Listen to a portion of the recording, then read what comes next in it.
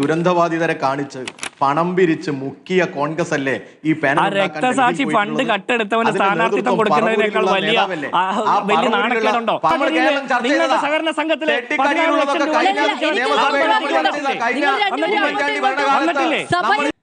Doctor Jinto John, ഇപ്പോ ഇന്ന് വന്ന സണ്ണി ജോസഫിനെതിരെ വന്ന ഒരു ബാനർ നട്ടു നനച്ച് വളർത്തിയവരെ ഇല്ലായ്മ ചെയ്താൽ തിരിച്ചടി നേരിടേണ്ടി വരും എന്നുള്ളതാണ്. നോക്കൂ, സംഘടനാ ചുമതല, സംഘടനയെ തെരഞ്ഞെടുപ്പിൽ നേരിട്ട് നയിക്കേണ്ട സണ്ണി ജോസഫിനെതിരെ മുദ്രാവാക്യം വിളിക്കുകയും ബാനർ എഴുതുകയും ചെയ്യുകയാണ് ഇവിടുത്തെ കോൺഗ്രസിന്റെ സംഘടനാ സംവിധാനം. ആ സംഘടനാ സംവിധാനം പണിയെടുത്താണ് 10-25 ദിവസത്തിനുള്ളിൽ ഈ തെരഞ്ഞെടുപ്പിന് വേണ്ടിയിട്ടുള്ള ക്രമീകരണങ്ങളൊക്കെ നടപ്പിലാക്കി ഈ മുന്നണി അധികാരത്തിലെത്തിക്കേണ്ടത്. അല്ല മാധു, അത് ഞങ്ങളുടെ ഉത്തരവാദിത്തമാണല്ലോ. ഞങ്ങൾക്ക് ജയിക്കുക എന്നുള്ളത് നിങ്ങളെക്കാൾ, കേരളത്തിലെ മാധ്യമങ്ങളെക്കാൾ, CPM-നേക്കാൾ, BJP-യേക്കാൾ, രാഷ്ട്രീയ നിരീക്ഷകരെക്കാൾ ഞങ്ങളുടെ ഉത്തരവാദിത്തമാണ് കേരളത്തിലെ സാധാരണക്കാർക്ക് വേണ്ടി സമര പോരാട്ടങ്ങൾ നടത്തുന്ന UDF ജയിച്ച് അധികാരത്തിലെത്തുക എന്നുള്ളത്. അതുകൊണ്ട് ജയിക്കുക എന്നുള്ളത്, അതിനു വേണ്ടിയിട്ടുള്ള സ്ട്രാറ്റജീസ് മെനയുക എന്നുള്ളത് ഞങ്ങളുടെ ഉത്തരവാദിത്തമാണ്. ഇതാണോ നിങ്ങളുടെ സ്ട്രാറ്റജി? അല്ല, ഒരു കാര്യം പൂർത്തിയാക്കട്ടെ തിരക്കൂട്ടല്ലേ. ഞങ്ങളത് പൂർത്തിയാക്കും, ഞങ്ങളത് കൃത്യമായിട്ട് ചെയ്യും. ഇനി 20 ദിവസം കൊണ്ട് പറ്റുമെന്ന് ചോദിച്ചാൽ ഞങ്ങൾക്ക് പറ്റും. പഞ്ചായത്ത് തെരഞ്ഞെടുപ്പ്, നിയമസഭ ഉപതെരഞ്ഞെടുപ്പ്, ലോക്സഭാ തെരഞ്ഞെടുപ്പൊക്കെ ഇതേ കോൺഗ്രസ് സംവിധാനം, നിങ്ങൾ പറഞ്ഞ ഈ ലൂസ് സിസ്റ്റം, ഈ കേഡർ പാർട്ടി അല്ലാത്ത പാർട്ടി ഞങ്ങൾ പോരാടി തന്നെയാണ് ജയിച്ചത്. ഞങ്ങളെ കൊണ്ട് അത് സാധിക്കുമെന്നുള്ളത് ഞങ്ങളുടെ ബോധ്യമാണ്. ഞങ്ങളെ സംബന്ധിച്ചിടത്തോളം ഞങ്ങളുടെ സ്ഥാനാർത്ഥികളെ തീരുമാനിക്കാനുള്ള സമയവും സാഹചര്യവും അങ്ങ് പറയുന്നിടത്ത് തന്നെ ആ വലിയ വ്യത്യാസം പ്രകടമാണ് ഡോക്ടർ ജിൻഡോ ജോൺ. കാരണം എല്ലാ ഉപതെരഞ്ഞെടുപ്പുകളിലും ആദ്യം സ്ഥാനാർത്ഥിയെ പ്രഖ്യാപിച്ചത് ആരാണ്? കോൺഗ്രസ് ആണ്. അതുമായി ബന്ധപ്പെട്ട് വലിയ പ്രശ്നങ്ങളൊന്നും ഉണ്ടായിരുന്നില്ല. ശരിയാണ്, പാലക്കാട് ചില പ്രശ്നങ്ങളൊക്കെ ഉണ്ടായെന്നുള്ളത് ശരിയാണ്. പക്ഷെ അതിനപ്പുറത്തേക്ക് സംഘടനാ സംവിധാനം അവിടെ പണിയെടുക്കുന്നത് കണ്ടിട്ടുണ്ട്. കോൺഗ്രസിന് പോലും ഇതുവരെ കണ്ടിട്ടില്ലാത്ത തരത്തിൽ എണ്ണയിട്ട യന്ത്രം പോലെ അവിടെ പോയി യൂത്ത് കോൺഗ്രസ് പ്രവർത്തകരടക്കം രാപ്പകൽ പണിയെടുക്കുന്നത് കണ്ടിട്ടുണ്ട്. ഇതൊന്നും ഇവിടെ കാണാനില്ല. ഞങ്ങളുടെ ഉത്തരവാദിത്തമാണ്. നിങ്ങളുടെ ഉത്തരവാദിത്തം എന്താ? KPCC അധ്യക്ഷനെതിരെ ബാനർ എഴുതലോ? മാധു, അത് ഞങ്ങളുടെ ഉത്തരവാദിത്തമല്ല. അങ്ങനെ ബാനർ എഴുതിയിട്ടുണ്ടെങ്കിൽ ആരാണെന്ന് കണ്ടെത്തണം. കോൺഗ്രസ് പ്രവർത്തകരാരും ചെയ്യില്ല. ഇത്രയും വലിയ നിർണായക സമയത്ത് കോൺഗ്രസിന്റെ KPCC പ്രസിഡന്റിനെതിരെ ബാനർ എഴുതുന്നത് കോൺഗ്രസ് പ്രവർത്തകരായിരിക്കില്ല. അവരായിരിക്കും കോൺഗ്രസ് പ്രവർത്തകരായിരിക്കില്ല. ഇനി മാധുവിനോട് ഒരു കാര്യം ചോദിക്കട്ടെ. ആദ്യം സ്ഥാനാർത്ഥികളെ പ്രഖ്യാപിക്കുക എന്ന് പറഞ്ഞാൽ ബൈ ഇലക്ഷൻസിന് ഇത് സ്വാഭാവികമായിട്ട് എളുപ്പത്തിൽ നടക്കുന്ന കാര്യമാണ്. ഹലോ, കേൾക്കാം. എനിക്ക് കേൾക്കാമല്ലോ. അത് മറ്റാരോ സംസാരിക്കുന്നതാണ്, പറയൂ. ഓക്കെ. ബൈ ഇലക്ഷൻസിന് സ്ഥാനാർത്ഥിയെ പ്രഖ്യാപിക്കൽ താരതമ്യേന സൗകര്യപ്രദമായിട്ടുള്ള കാര്യമാണ്. ഞങ്ങളത് പലപ്പോഴും നേരത്തെ ചെയ്തിട്ടുണ്ട്, അതിന്റെ ഗുണമുണ്ടായിട്ടുണ്ട്. ഇനി സ്ഥാനാർത്ഥിയെ നേരത്തെ പ്രഖ്യാപിച്ചാൽ ജയിക്കുമെങ്കിൽ കഴിഞ്ഞ പ്രാവശ്യം ഷാഫി പറമ്പിലിനേക്കാൾ മുമ്പ് പ്രഖ്യാപിക്കപ്പെട്ട സ്ഥാനാർത്ഥിയുടെ പേര് KK ശൈലജ എന്നാണ്.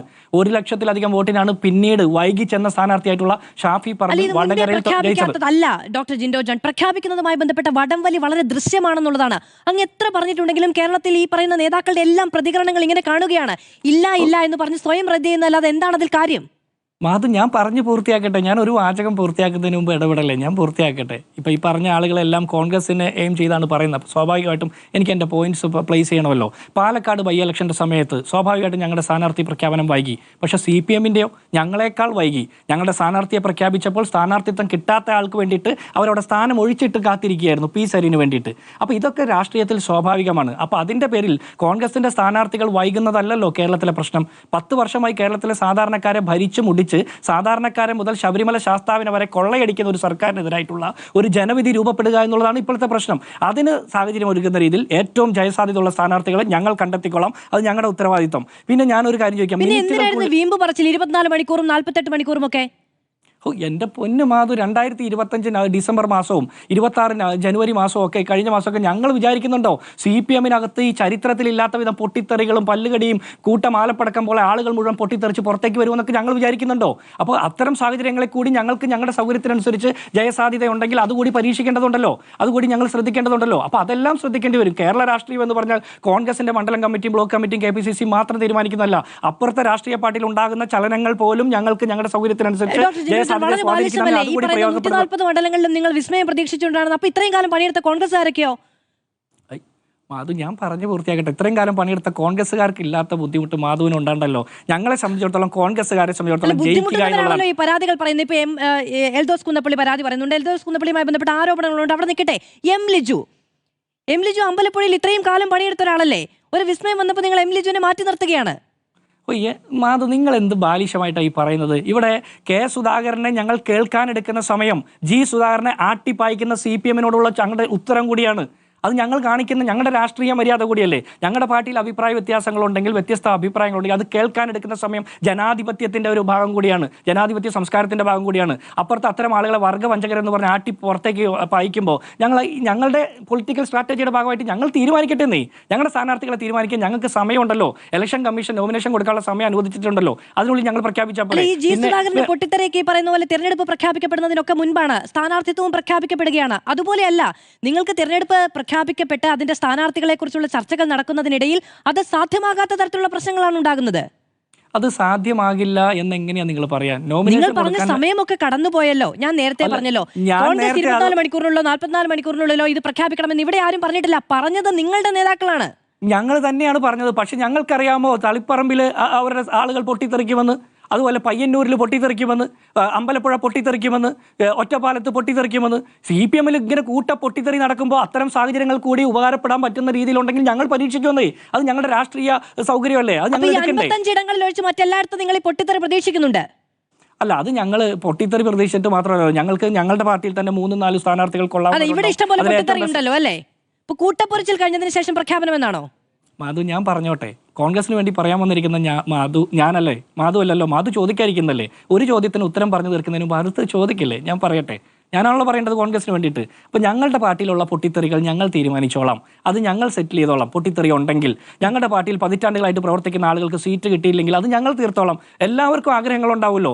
ആഗ്രഹങ്ങൾ മുഴുവൻ ആളുകളുടെ ആഗ്രഹം സാധിക്കാൻ പറ്റില്ല. ആകെ 140 സീറ്റേ ഉള്ളൂ. അതിൽ ഏറ്റവും ജയസാധ്യതയുള്ള ആളുകളെ മത്സരിപ്പിക്കണം. കോൺഗ്രസിൻ്റെ മാത്രം വിജയമല്ല ഇത് കേരളത്തിലെ സാധാരണക്കാരുടെ വിജയമാണ്. UDFന്റെ മാത്രം വിജയമല്ലെന്നേ. ഞങ്ങളുടെ ഏതെങ്കിലും നേതാക്കന്മാരുടെ ആഗ്രഹവും ആശയം സ്ഥാപിച്ചു കൊടുക്കുക മാത്രമല്ല, സാധാരണക്കാരുടെ സങ്കടങ്ങൾക്ക് പരിഹാരം കണ്ടെത്തുന്ന ഒരു സർക്കാർ രൂപീകരിക്കാൻ വേണ്ടിയിട്ട് ഞങ്ങൾ ഏറ്റവും ആപ്റ്റായിട്ടുള്ള സ്ഥാനാർത്ഥികളെ തീരുമാനിക്കാൻ ഇപ്പോഴത്തെ രാഷ്ട്രീയ സാഹചര്യത്തിൽ കൂടുതൽ ചർച്ചകൾ നടത്തേണ്ടി വരും, കൂടുതൽ ആലോചനകൾ നടത്തേണ്ടി വരും. പൂർത്തിയാക്കട്ടെ. പോലെ ഹലോ, പെട്ടെന്ന് അല്ല, ഞാൻ ചോദിക്കട്ടെ, ജയിച്ചാൽ CPM BJP ആകുമെന്ന് വസീഫ് ഞങ്ങളെ ആക്ഷേപിച്ചു. CC മുകുന്ദൻ നിലവിൽ CPIയുടെ LDFന്റെ MLA ആണ്, ഇപ്പോൾ BJPയുടെ സ്ഥാനാർത്ഥിയാണ്. അതുപോലെ ഗഗൻ മുർമുവും മുബാഷിർ അലിയും തപ്സി മണ്ഡലും ഒക്കെ CPMന്റെ MLAമാരായിരുന്നു ബംഗാളിലും ത്രിപുരയിലും. കേരളത്തിൽ അധികം പേരില്ലാത്തവരുണ്ട്, പോകുന്നില്ല. മറ്റു സ്ഥലങ്ങളിൽ ഉണ്ടായിരുന്നവരൊക്കെ പോയി. അപ്പോൾ ഈ പോകുന്നവരുടെ എണ്ണം നോക്കിയാൽ അൽഫോൺസ് കണ്ണന്താനം തൊട്ട് മരിച്ചുപോയ പുഷ്പന്റെ അനുജൻ വരെ, സമ്പത്തിന്റെ അനിയൻ കസ്തൂരി വരെ BJPയിലേക്ക് ഇങ്ങനെ പോയിക്കൊണ്ടിരിക്കുകയാണ്. അപ്പോൾ ഈ പോകുന്നവരുടെ എണ്ണം നോക്കിയാൽ S രാജേന്ദ്രൻ ഇപ്പോൾ ഏത് പാർട്ടിയിലാണ് മത്സരിക്കുന്നത് വസീഫ് നോക്കിയാൽ മതി. അപ്പോൾ BJP പോകുന്നത് ഒരു മറ്റേ കോൺഗ്രസിന്റെ അല്ലെങ്കിൽ CPMന്റെ മാത്രം കുഴപ്പമാണെന്ന് നമ്മൾ പറയേണ്ട കാര്യമില്ല. പോകും, വരും, അങ്ങനെ പലരും ഉണ്ടാകും. അതല്ലല്ലോ ഈ തെരഞ്ഞെടുപ്പിന്റെ സ്ട്രാറ്റജി. ഈ തെരഞ്ഞെടുപ്പിന്റെ പ്രധാനപ്പെട്ട വിഷയം എന്താ? സാധാരണക്കാരുടെ പക്ഷത്ത് നിൽക്കുന്ന സമര പോരാട്ടം നയിക്കുന്ന പ്രതിപക്ഷത്തിന്റെ വിജയം ജനങ്ങൾ ആഗ്രഹിക്കുന്നു. അതിന് ഏറ്റവും നല്ല സ്ഥാനാർത്ഥികളെ കണ്ടെത്താൻ ഞങ്ങൾ സമയമെടുക്കുന്നു. ഏറ്റവും ബെസ്റ്റ് തെരഞ്ഞെടുപ്പിന് മുമ്പ് ഇതെങ്കിൽ തെരഞ്ഞെടുപ്പിന് ശേഷം എന്താ എന്നൊരു ചോദ്യം കൂടി അപ്പുറത്തൊന്ന് ഉയരുന്നു. എന്നെത്തും ഡൽഹിയിൽ നിന്ന്? അല്ല മാധു, ഇതിലൊരു കാര്യമുണ്ട്. ഇവർ മിനിറ്റുകൾക്കുള്ളിൽ സ്ഥാനാർത്ഥികൾ പ്രഖ്യാപിച്ചു. ആരൊക്കെയാണ് പ്രഖ്യാപിച്ചത്? ഒന്ന് ഫസൽ വധക്കേസിലെ പ്രതിയെ, 2 പെരിയ കൊലവിളി കേസിലെ പ്രതിയെ, ഭരണഘടന നിന്ന് നടത്തിയ കേസിലെ പ്രതിയെ, ബന്ധു നിയമന കേസിലെ പ്രതിയെ, രക്തസാക്ഷി ഫണ്ട് തട്ടിയെടുത്ത MLA, അതുപോലെ പ്രവാസി വ്യവസായിയുടെ മരണത്തിന് കാരണക്കാരനായിട്ടുള്ള ആള്, അതുപോലെ ജെട്ടി കട്ടവനെ വരെ സ്ഥാനാർത്ഥിയാക്കാൻ നോക്കുകയാണ്. സ്വർണ്ണം കട്ടവന് കൂട്ടു നിന്ന ആളെ സ്ഥാനാർത്ഥിയാക്കി പ്രഖ്യാപിച്ചു.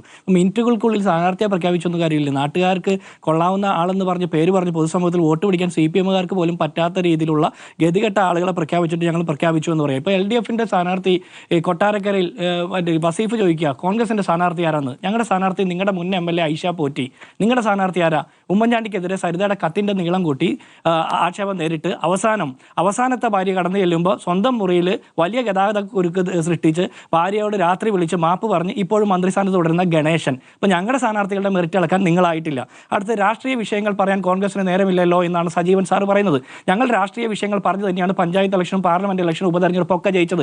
ഞങ്ങൾക്ക് വേണ്ടി നിങ്ങളല്ലല്ലോ പറഞ്ഞത്. സംസ്ഥാനം ഭരിക്കുന്ന സർക്കാർ രൂക്ഷമായിട്ടുള്ള വിലക്കയറ്റത്തിൽ മനുഷ്യർ നട്ടം തിരിയുമ്പോൾ കറണ്ട് ചാർജും വെള്ളക്കരവും കൂട്ടി ഭൂനികുതി കെട്ടിട നികുതിയൊക്കെ കൂട്ടി ആളുകളെ കൊള്ളയടിക്കുമ്പോൾ സർക്കാരല്ല ഇത് കൊള്ളക്കാരാണെന്നുള്ള മുദ്രാവാക്യം ഉയർത്തി ഞങ്ങൾ സമരം ചെയ്തതിന്റെ ഭാഗമായിട്ടാണ് ഞങ്ങൾ വിജയിച്ചത്. അപ്പം ഞങ്ങളെ ആക്ഷേപിക്കാനായിട്ട് നിങ്ങൾ എവിടെയാണെന്ന് ചോദിക്കുമ്പോൾ കോൺഗ്രസിലെ വൃദ്ധ നേതൃത്വത്തെ തിരയാൻ പോകുന്ന സജീവൻ സാറിനോടൊക്കെ എനിക്ക് പറയാനുള്ളത്, 80 കഴിഞ്ഞ പിണറായി വിജയന് ടേം വ്യവസ്ഥയില്ല, പ്രായ വ്യവസ്ഥയൊന്നുമില്ലാതെ മത്സരിക്കാൻ അവസരം കൊടുക്കുന്ന CPMന്റെ വൃദ്ധ നേതൃത്വം കാണാതെ ഇന്ന് കേരളത്തിൽ മത്സരിക്കുന്ന സ്ഥാനാർത്ഥികൾ ഏറ്റവും പ്രായം കൂടിയ ആൾ പിണറായി വിജയനാണെന്നാണ് ഞാൻ വിചാരിക്കുന്നത്. അങ്ങനെയുള്ള ആളുകളെ കാണാതെ ഇപ്പുറത്ത് പ്രതിപക്ഷം 10 വർഷമായിട്ട് പ്രതിപക്ഷത്തിരിക്കുന്ന ആളുകളിൽ എന്തെങ്കിലും കുഴപ്പമുണ്ടെന്ന് കണ്ടെത്താൻ നോക്കുക. 10 വർഷമായിട്ട് കേരളം ഭരിച്ചു മുടിക്കുന്ന സർക്കാരിനെതിരെ ഒരു വാക്കുരിയാടാൻ ശേഷിയില്ലാത്ത ആളുകൾ. പിന്നെ മറ്റൊരു മാധ്യമ പ്രവർത്തകൻ പറഞ്ഞു കണ്ണൂർ പിണറായി വിജയൻ റാലി നടത്തിയെന്ന്. നിങ്ങൾ മുൻപ് റാലി നടത്തിയിട്ടുണ്ട്. കഴിഞ്ഞ പാർലമെന്റ് തെരഞ്ഞെടുപ്പിൽ റാലി നടത്തി. പിണറായി വിജയന്റെ സ്വന്തം പാർലമെന്റ് മണ്ഡലത്തിൽ കെ സുധാകരൻ വലിയ ഭൂരിപക്ഷത്തോടെ, ലക്ഷത്തിലധികം ഭൂരിപക്ഷത്തോടെ ജയിച്ചത്. എല്ലാ മാധ്യമങ്ങളും കെ സുധാകരൻ തോൽക്കുമെന്ന് പ്രവചിച്ചപ്പോൾ കെ സുധാകരന് ജനങ്ങൾ കൊടുത്ത വോട്ടിന്റെ ഭൂരിപക്ഷത്തിൽ 1 ലക്ഷത്തിലധികം വോട്ടിന്റെ ഭൂരിപക്ഷത്തിൽ ജയിച്ചു. വടകരയിൽ ഷാഫി പറമ്പിൽ തോക്കുമെന്ന് പ്രവചിച്ച ആളുകളുടെ മുമ്പിൽ 1.25 ലക്ഷം വോട്ടിന്റെ ഭൂരിപക്ഷത്തിൽ ഷാഫി പറമ്പിൽ ജയിച്ചു. അപ്പോൾ നിങ്ങൾ ഒരുക്കുന്ന പാർട്ടി കോട്ടയിലെ റാലി കണ്ടിട്ടല്ല, ജനങ്ങൾ വരി നിന്ന് ക്യൂ നിന്ന് വോട്ട് ചെയ്യുന്നത് കൊണ്ടാണ് കോൺഗ്രസ് ജയിക്കുന്നത്.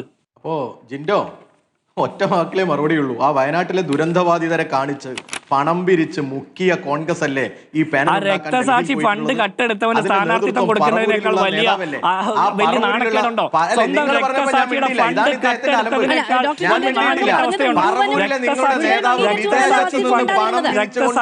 രക്തസാക്ഷി ഫണ്ട് കട്ടെടുത്തവന് സ്ഥാനാർത്ഥിത്വം കൊടുത്തതിന്റെ പേരിൽ കുഞ്ഞികൃഷ്ണൻ നിങ്ങൾക്ക് ഈ കട്ടതിനെ കുറിച്ചിട്ടാണ് പറയുന്നത്. അമ്പലക്കൊള്ള നടത്തിയ പത്മകുമാർ ഇപ്പോഴും പാർട്ടിയല്ലേ? അമ്പലക്കൊള്ള നടത്തിയ പത്മകുമാറിനെ പാർട്ടിയിൽ തുടരാനിരിക്കുന്ന പാർട്ടിക്ക് ജെട്ടിക്കൊള്ള നടത്തിയവന് ജെട്ടി കണ്ടെടുത്തവന് സ്ഥാനാർത്ഥിത്വം കൊടുക്കാൻ വേണ്ടി തിരക്ക് കൂട്ടുന്ന CPM, LDF അലമ്പ് കാണിക്കുന്നത് നിങ്ങളാണ്. അലമ്പ് കാണിക്കുന്നത് ജെട്ടി കട്ടവനെ, സ്വർണം കട്ടവനെ, അമ്പലക്കൊള്ള നടത്തിയവനെ സംരക്ഷിക്കുന്ന പാർട്ടിയാണ് കോൺഗ്രസിനെ പാടുപെടുത്താമെന്ന്. ബ്രഹ്മഗിരിയിൽ 14 ലക്ഷം രൂപ നിക്ഷേപിച്ച ഒരു സഖാവിന്റെ ആത്മഹത്യ ഭീഷണിയുമായിട്ട് വന്നിട്ടുണ്ടല്ലോ. ബ്രഹ്മഗിരിയിൽ നിങ്ങളുടെ സഹകരണ സംഘത്തിലെ 14 ലക്ഷം രൂപ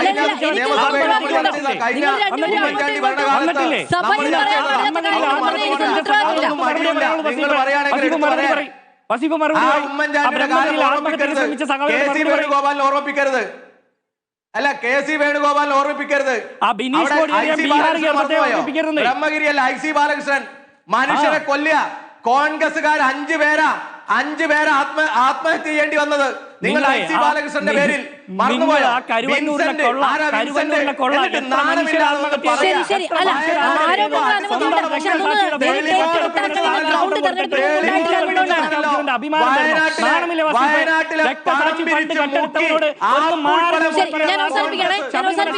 ചർച്ചയുടെ ഏറ്റവും അവസാനം നിർത്തുക എന്നുള്ളതല്ലോ. നമ്മൾ ഇത്രയും നേരം സമാധാനപൂർവ്വം ചർച്ച നടത്തിയല്ലേ? വളരെ